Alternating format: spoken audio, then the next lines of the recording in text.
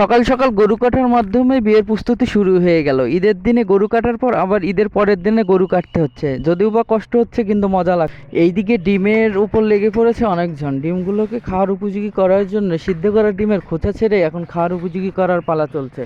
তো ডিম ছিলতে আসলে ভালোই লাগে, কিন্তু মাঝে মাঝে যখন ডিমটা ভেঙে যায় তখন মনে হয় কেন আমি ডিম ছিলতে ধরলাম। সকাল সকাল যেহেতু সবাই মিলে একসঙ্গে ডিম সিদ্ধ ছিলছিলাম, তো আসলে গল্প গুজব সবই হচ্ছিল, খুব ভালো লাগছিল।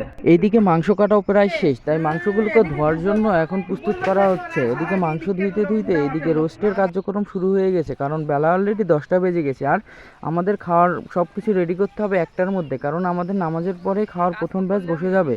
তাই আমরা ওইদিকে মাংস ধুচ্ছি আর বাবুর্চি এদিকে রোস্টগুলোকে খাওয়ার উপযোগী করে তুলছে।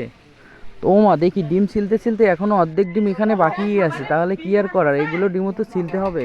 যেহেতু সকাল থেকে ওদিকেই কাজ করতেছিলাম, তাই প্যান্ডেলের এদিকটা আসা হয় না, তাই মনে হলো দেখে আসি যে প্যান্ডেলের কি অবস্থা। তাই দেখতে আসলাম প্যান্ডেল কি অবস্থা। এসে দেখি প্যান্ডেল মোটামুটি এখন প্রস্তুত, খাওয়ার উপযোগী। তো খাওয়া রেডি হলেই লোকজন আসলেই আমরা খেতে দিতে পারবো। তাই এই উদ্দেশ্যে আপনাদের জন্য একটু ভিডিও করে নিয়ে গেলাম। আর বর বউ আসলে এই জায়গাটায় বসে থাকবে, যে কারণে এই জায়গাটাও একটু সামান্য করে সাজানো হয়েছে। আলহামদুলিল্লাহ, দেখতে দেখতে রান্না বান্না প্রায় শেষের দিকে। শুধুমাত্র ডিমগুলো একটু তেলে ভেজে নিলেই আজকের রান্না প্রায় কমপ্লিট, তারপরে শুরু হয়ে যাবে খাওয়া দাওয়ার পর। তো রান্না বান্না শেষ, এখন প্রায় দুপুরবেলা। তো প্রথম ব্যাচের খাওয়া দাওয়া এখনই শুরু হয়ে গেল। তো খুব ভালোই লাগছে, সারাদিনের ক্লান্তি শেষে এখন এই যখন খাওয়া দাওয়া শুরু করছে, এখন আসলে সব ক্লান্তি দূর হয়ে গেছে। তো ইনশাল্লাহ এইভাবে চলতে থাকবে সন্ধ্যা পর্যন্ত। ভাইয়াটিতে কমেন্ট করি, আমাকে মুরগি রোজ দিতে আজ থেকে 4টা করে কমেন্ট করবো।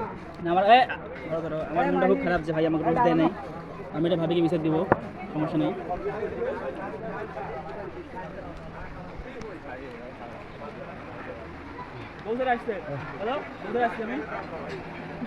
তো খাবার টেবিলে দেখছি সবগুলো আপনজন একসঙ্গে খেতে বসে চাইছে, তাই ভাবলাম সবাইকে একটু করে ক্যামেরা বন্দি করে রাখি, স্মৃতি হিসেবে থাকবে। তাই তো সবাইকে একবার এক ঝলকে ভিডিও করে নিলাম।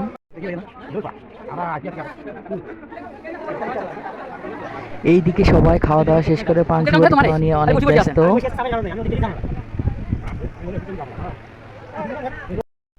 এইদিকে আমাদের বড় অলরেডি তাদের বরযাত্রী নিয়ে চলে এসেছে। তো আমি এটা খেয়াল করিনি, পরে শুনতে পেলাম বরযাত্রী আসছে, তাই দৌড় দিয়ে ভিডিও করার জন্য চলে আসলাম আমাদের সামনে। তো এসে দেখি মাত্র এই বরের গাড়িটা আসছে, আর বাকিরা যারা এখনো আসেনি তারা আসতেছে।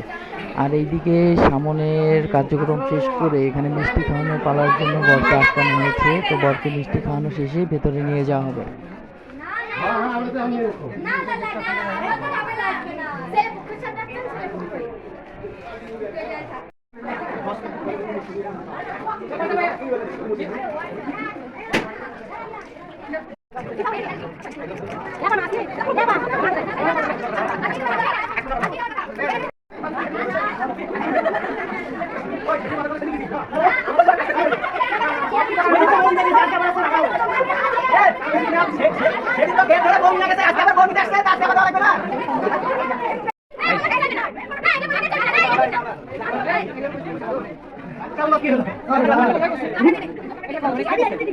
ভালো না